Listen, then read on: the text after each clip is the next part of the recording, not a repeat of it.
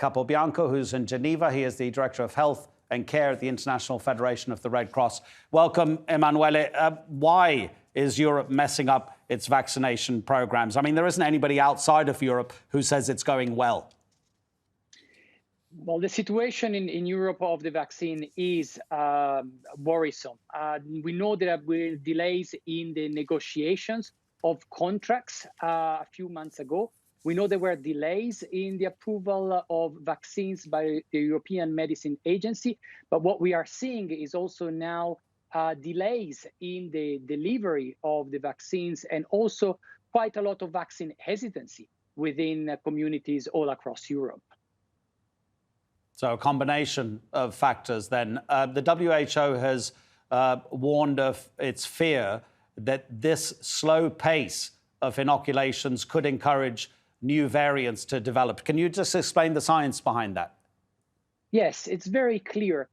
Virus mutates naturally. The more virus is around, the more infection is around, the more mutation can occur. And within this mutation, there may be one that may cause a new variant to emerge. So a virus that is either more effective at transmitting across people or even more deadly. So it's very important to reduce transmission of the virus, and vaccines are a clear measures to reduce the distribution of the virus. Of course, there are other measures, and all the personal protective measures like wearing masks, like avoiding crowded places, ventilating our indoor spaces are all measures that can reduce the infection and so reduce the emergence of potentially new variants, more deadly and more transmissible. Poland, Hungary, Sweden, France, the Czech Republic. I mean, these European countries are going through some of their very worst moments of the entire pandemic. When you see the decisions that are made by their governments, do you sometimes think you're not really following the science, you're basing it on other factors? Those other factors are completely understandable, especially the economic impact of lockdowns. But are you concerned that they're not taking enough of the science into account?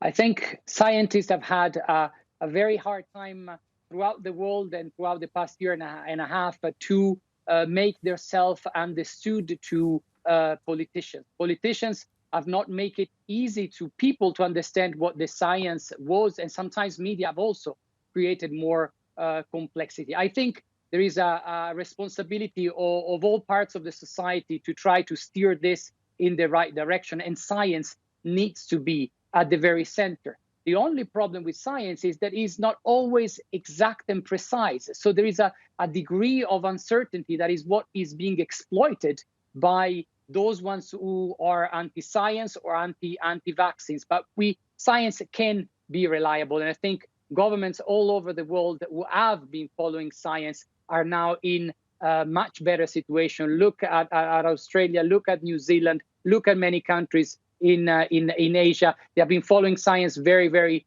carefully, and now they are enjoying their time and the proximity within their population. So science is a guiding light, needs to remain so. And I think all of us, scientists, media and politicians, need to do a better job to communicate science properly. Emanuele, as you know, AstraZeneca, that vaccine is back in the news again. France and Germany, they have said that they're going to start looking at Sputnik V, the Russian vaccine, because they've stopped administering AstraZeneca again to certain age groups.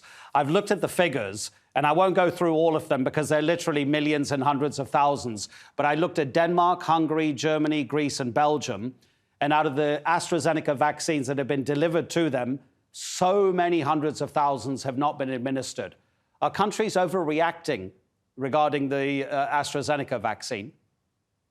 I think there has been overall a strong reaction against the finding that emerged about the blood clots. But the European Medicines Agency has recommended to continue vaccinations, has recommended that the benefits of having the vaccines greatly outweigh the risks. So again, the science comes from these regulatory authorities that are very well equipped to make the best decision in the interest of the population, in this case, the European population, based on safety and efficacy. And I think it's there that we need to look at and follow their advice. The more we are dispersed and not coordinated in the response, the more confusion will be created, and that will be very difficult, particularly for the people, the citizens who are trying to understand what to do, whether to take these vaccines or not, and are, of course, in great anxiety. And so